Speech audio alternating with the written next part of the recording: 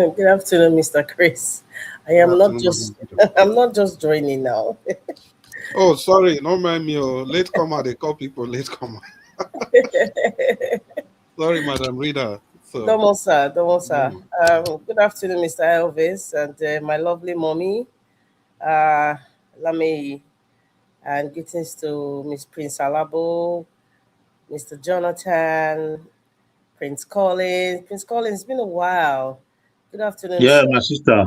Domo sir. Thank you very much. Domo I've sir. always, most time I'm in, but I can't come here as panelist. I I've been in the understand. background in the comment session. God I bless you. understand. It's good to hear your voice. God bless you, sir. Domo, sir. And of course, Mr. Chris and everybody in the comment section and regular callers, those who have dropped something, like as usual, Madam Eugenia. I don't know if she's there, but I'm assuming. But everybody, I'm greeting everybody in the comment section. Good afternoon. Oh my God. Okay, I don't know what has been played, but I think it's the state of the nation. Uh, hmm, I don't even know. Okay, Mr. Jonathan, you said something about even if this man from Bodlum becomes the president, the only way, another way to make this, to make his administration sort of miserable and incompetent is to have a different set of loyalists in the National Assembly.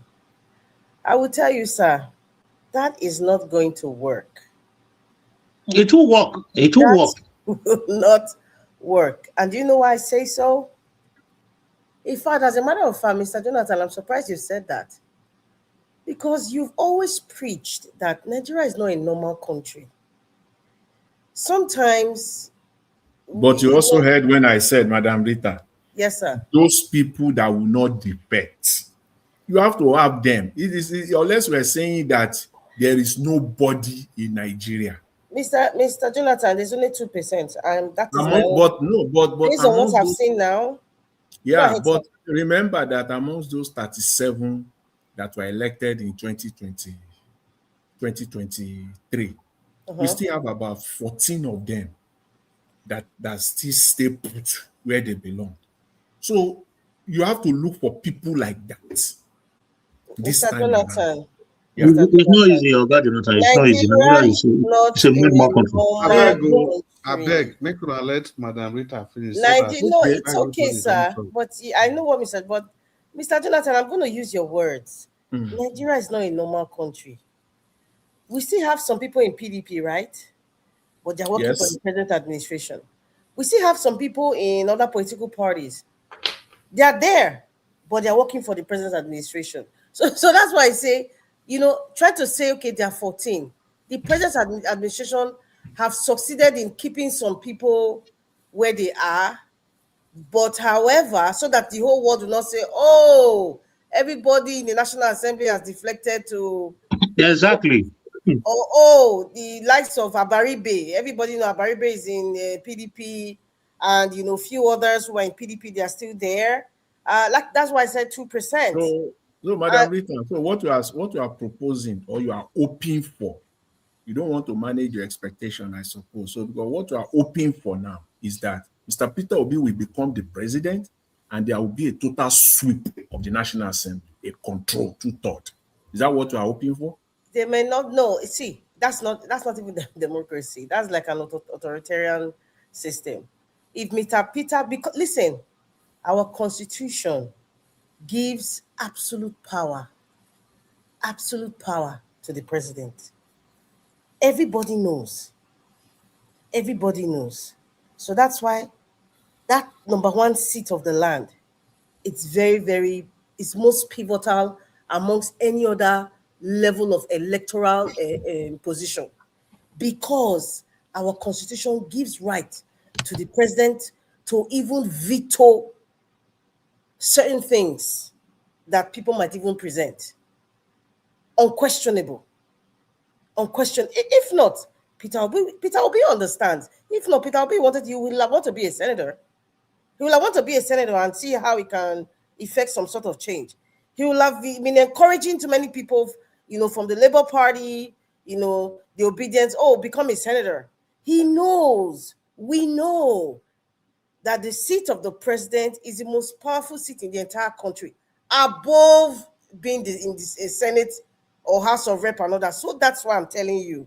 I'm not saying that the National Assembly is not relevant, but over time, I would say over maybe the past 20 years, I will even say, from the time of Obasanjo, okay, manageable.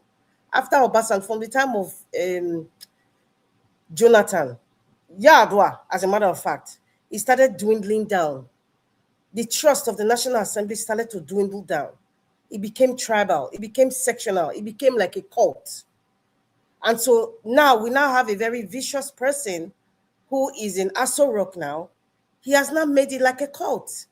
If you don't bow down to me, you would suffer. If you don't bow down to me, I will not put you in committees that can effect change in a nation. I remember there was an interview with a senator, and he was talking about, he passed senator, he was talking about why you see some senators of Federal House of Rep are quiet sometimes when it comes to national issue. He said it's like you're in high school and then you now have a leader, the head of a bully group. If you talk against them or you go against them, they will ostracize you. Many of them, out of their own selfish reasons, do not want to be ostracized. So therefore, they don't talk about certain things that happen in the country. They don't question the government. They're just sitting down there and it's just one of those days.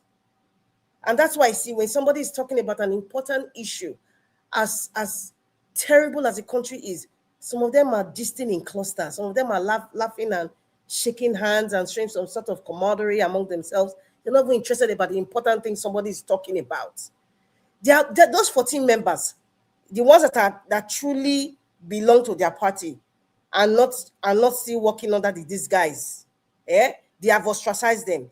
They don't put them in Code of Conduct Bureau Committee, security,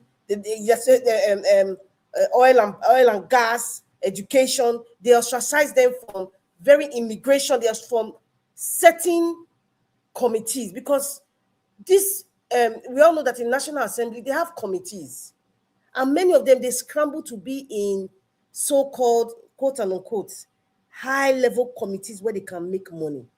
So that's why many of them, they're like lap dogs to the Senate president. They're like lap dogs to the SSG. Sorry, the secretary to that fund like Bajami Amla's position. That's why those people are kind of powerful. People are lap dogs to the president, because I'm talking about people in the National Assembly now, Federal House of Rep and senators now. So they lobby these things. They want to be lapped up because they want to belong in certain committees where they can make billions, unquestionable, where they know that they can pad the budgets. They can add certain amount of money, certain projects that is like, how will I put it now? Imaginary projects, let me put it that way. That is the business of the Senate now. That's why I say I'm laughing that you preach Nigeria is not a normal country.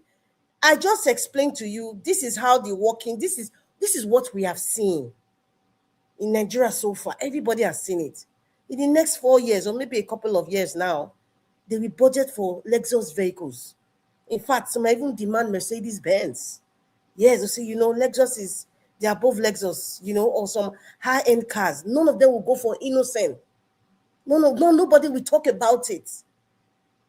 So is it so why will now be trying to project to people that, okay, regardless, last, if this man for Bonlon win this election by hook or by crook, okay, we still have hope in putting people in the National Assembly. It's comical to me. I was even laughing, like seriously, I was shocked, because it comes from somebody that that Nigeria is not a normal country. Yes, you coined that word, and it's true. Let me tell you guys something. 95%, and the other 5% are babies, toddlers. That's the 5%. 95% of present-day Nigerians are selfish and greedy. Their psyche, I repeat, the psyche of the present-day Nigeria, especially those in the hands of affairs, even down to your federal, to your local secretariat, your state secretariat, then we go even your counselors. They are greedy. It's all about self-serving. It's not about service to the nation anymore. The entire system and our humanity has completely broken down. Broken down, my dear. God bless you. It's finished. It's not So a joke. yes, so that is why anybody who wants to work with Peter Obi, I said, if you are not contented with what you are now, you cannot work with someone like Peter Obi. A time will come, you will go against him. We saw that in Kenneth Okonkwo. We saw that in if you are if you are it's not just being content. If you're somebody who is tribalistic, if you're somebody who is not contented, if you're somebody who is not willing to serve, you cannot work with someone like Peter Obi because you might be patient with him for a while. All you just need is time. Time. Time will surely bring out the beasts that you have been hibernating. So that's why it's some people might be sitting down looking at, oh, the likes of Dati talking about Peter Obi, okay, the likes of Kenneth Okonkwo, the likes of what's this guy's name again? There's so many of them. Anyway, they know themselves. It's just a matter of time. They're all talking because there's something within them. It could be tribe, it could be position, it could be money, it could be being in a position where they think they can make money out of the Nigerian system, unquestionable. Because our psyche, I keep repeating this mental thing. Our psyche is messed up in Nigeria. That's why people always say you can be an honest person. When you go into the Nigerian system, the system will force you to be corrupt. The Nigerian system will force you to be corrupt. Peter Obi did not allow the Nigerian system to corrupt him. Right from the time he was a governor of Anambra. You see the kind of money that he saved. Excuse me, the kind of money he saved. Foreign currency. How many governors were not tempted? This is just Anambra. This is just Anambra. The last of Apabio. The state that is the highest producing oil state. Then Delta State, Edo State, Bayelsa State, Rivers. You see how Wike is talking like a madman because the money is too much. And when I mean money, I'm not talking in Naira, foreign currency. Anambra State, small Anambra State, look at the money Peter Obi saved. All these people, Silver, Dixon, just name David, name them. The money is so much. It's so much that they have corrupted the system. So senators, many of them, they not turn up to be senators. The system might be so corrupted that they've spread that virus to the society. So it's hard now for me to preach to Nigerians to like, you have hope in any senator that you need to put in National Assembly or Federal House of Rep. There's no hope. I'm sorry, darling. There's no hope. So why do you want Peter Obi to be president? Peter Obi has to be president. How will he succeed? Because Peter Obi is like an anti-venom. You see, what you are missing is this, Madam Rita. The part, let me just point it out to you. I think this might help in your assessment. If Peter Obi becomes president, or when, when Peter Obi becomes a president and he has a minority in the National Assembly, then you will know how powerful the National Assembly is. Wait until then. Consider that. That's food for a thought. What crop of people? Oh my God. Okay. Okay. Please, colleagues, wait, Madam Rita. What crop of people are people going to vote in the National Assembly? Let me tell you something. These people have mastered the arts in such a way that they can even go to the party Peter Obi belongs to because they know the psyche. See, it's a sort of mental control. The psyche of the people is like, oh, anybody under the party where Peter Obi is, they are credible people. That's what happened in the Labour Party. And so therefore, these old pussycats, these people in National Assembly, these unseen non-state actors that many Nigerians don't even know, they sponsor these people. to be under the umbrella of the NDC because they know the psyche of Nigerians trust anybody under the umbrella of where Peter Obi is. But the Madam, people that you are going to, that when they eventually get the position, they will do the bidding of their Oga.